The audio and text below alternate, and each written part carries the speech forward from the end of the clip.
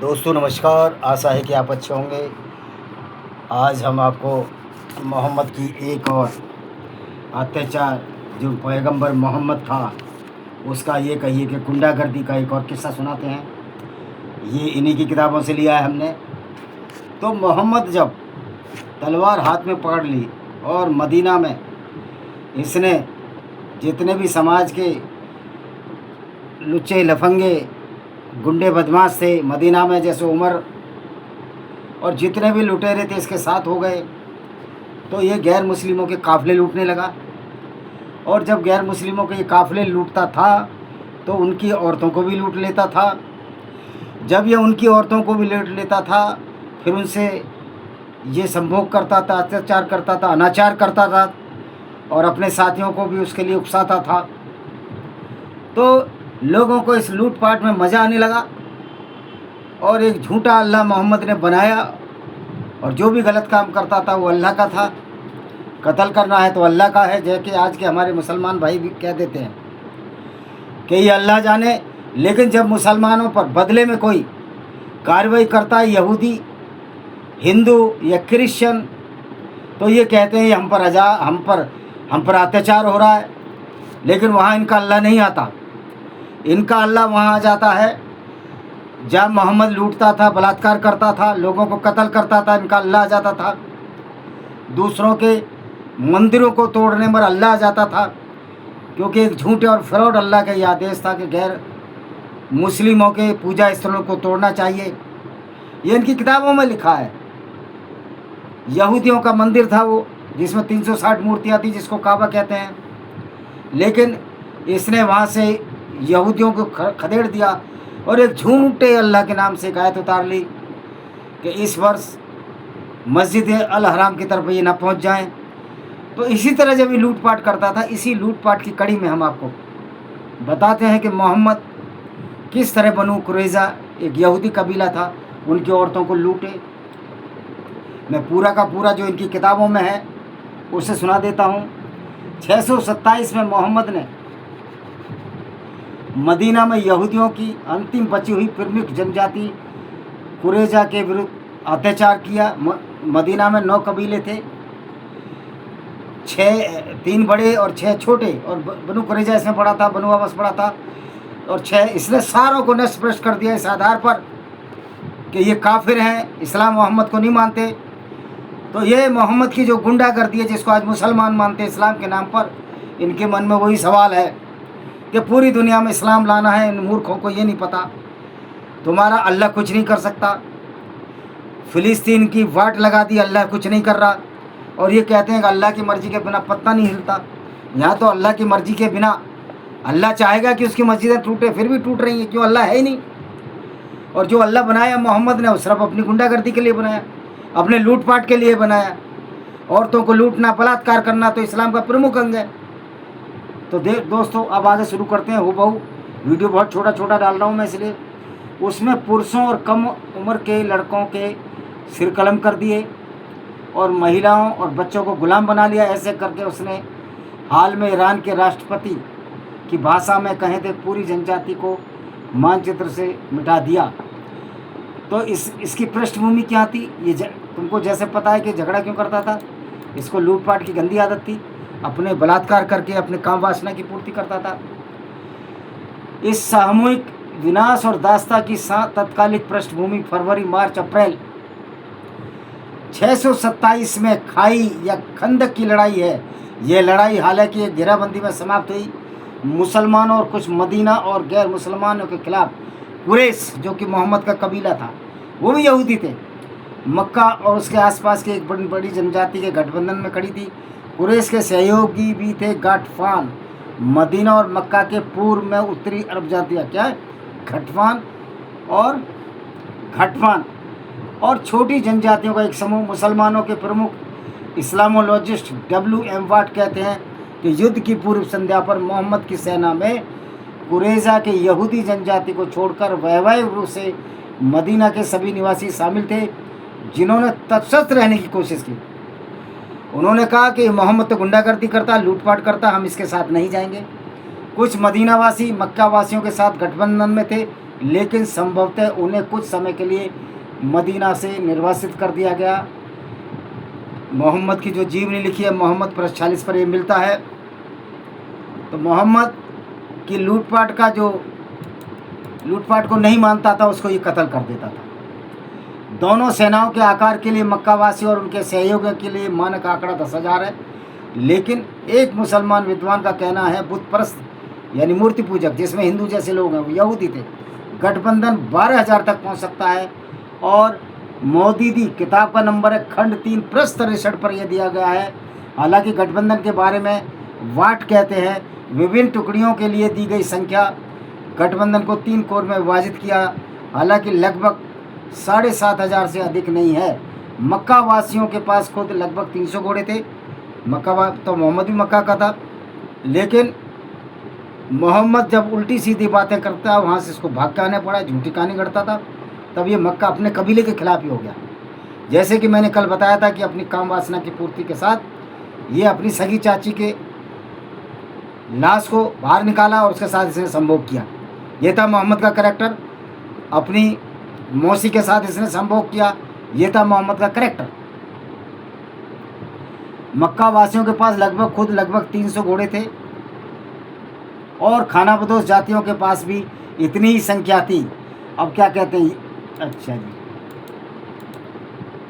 जी, यह स्पष्ट नहीं है कि पैगंबर में पहली जनजाति का, इसमें कन्यूका लिखा है, कैन्यूका जबकि क्वानिका है, को निष्कासित किया। एक स्रोत का कहना है यहूदियों ने मोहम्मद पर ही छेड़ दिया था, लेकिन ये असंभव है क्योंकि वह 1 महीने पहले ही बद्र की लड़ाई में मक्का वासियों पर जीत से उत्साहित थे। लेकिन शायद ये अतिशयोक्ति दोनों भी पक्षों के बीच संघर्ष के स्तर को दर्शाती है, यानी कि मुस्लिम इतिहासकार झूठ भी बोलते हैं। अब क्या हुआ, इन्होंने क्या किया देखिए। एक नादिर जनजाति और थी, मैं सारी जनजातियाँ बताऊँगा मदीने के बारे में। एक प्रारंभिक मुस्लिम स्रोत कहता है मोहम्मद को एक हत्या के प्रयास का संदेह था। जब वह जनजाति से कुछ रक्त विकृत धन रक्तपात के लिए मुआवजा, एक तरह से ब्लड मनी कहते हैं, कर लिया, तो मोहम्मद ने अपने अनुयायी को उन पर युद्ध करने के लिए बुलाया। अगस्त में 15 दिनों के लिए उनके गढ़ों में उन्हें घेर लिया। मोहम्मद ने उनके ताड़ के पेड़ों को नष्ट करना शुरू कर दिया। उनकी आजीविका नष्ट हो रही थी तो उन्होंने आत्मसमर्पण कर दिया और उत्तर की ओर चले गए। मोहम्मद ने उनकी संपत्ति जब्त कर ली, ठीक उसी तरह जैसे उन्होंने नादिर जनजाति के औजार जब्त किए थे। अब देखिए अब असली कहानी पर आते हैं कि बनु कुरैज़ा के साथ मोहम्मद ने किया क्या। ये बड़े ही नीच प्रवृत्ति का व्यक्ति था।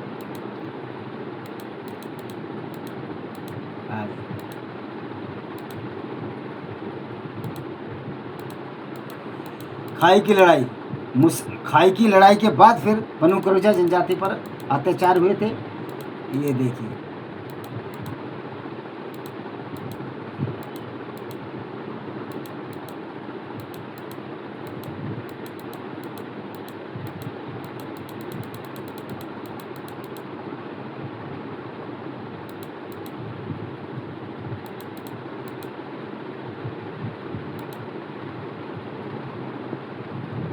ये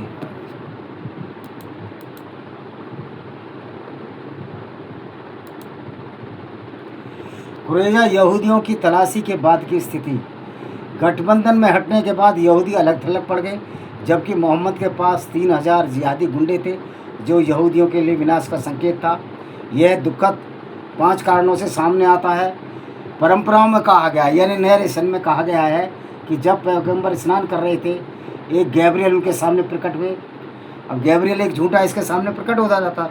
जब मोहम्मद की काम वासना जागती थी तो प्रकट हो जाता था। तो गैब्रियल ने उन्हें कहा, क्या तुमने अपने हथियार नीचे रख दिए? उन्होंने कहा नहीं। तो जाओ बनु कुरैज़ा जनजाति पर आक्रमण करो। अच्छा, इसको किस तरह बोलते हैं ये देखिए। गैब्रियल ने उसे बताया लड़ाई अभी ख़त्म नहीं हुई है। मोहम्मद को कुरैज़ा यहूदियों से लड़ने का आदेश दिया गया। जब अल्लाह के रसूल खंदक यानी खाई के बाद वापस लौटे तो उन्होंने अपने हथियार नीचे रख दिए और स्नान किया। फिर जिब्रील, जिसका सिर धूल से ढका हुआ था, उसके पास आए और कहा अपने हथियार नीचे कर दिए। तो मोहम्मद कहता, अल्लाह की कसम मैंने अभी तक हथियार नीचे नहीं किए। अल्लाह के रसूल ने कहा कहाँ जाना है? जिब्रील ने कहा इस तरफ। बनी यानी बनी मतलब कबीले को, या बनु भी बोलते हैं, कुरैश जनजाति को इशारा करता कहा, इसलिए अल्लाह के रसूल उसकी ओर निकल पड़े। अनस बयान करता है, जो इसका मोहम्मद का एक दोस्त था, क्या बयान करता है, जैसे मैं अभी बनु पनम मदीना में सड़क की पर उड़ती धूल को देख रहा था, जो जिब्रील की रेजिमेंट के मार्च की वजह से है।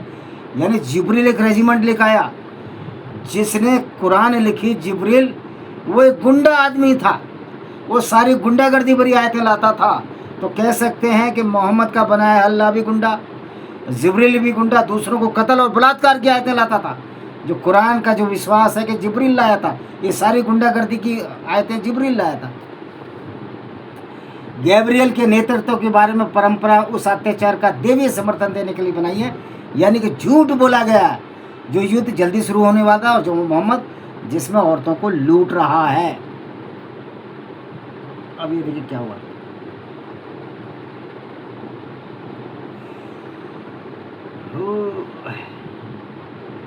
जब मोहम्मद ने इन सबको पकड़ लिया, कबीले के पकड़ लिया, मोहम्मद ने प्रस्ताव दिया कि सऊदी यहूदी साद बिन मुआज के फैसले को स्वीकार करें।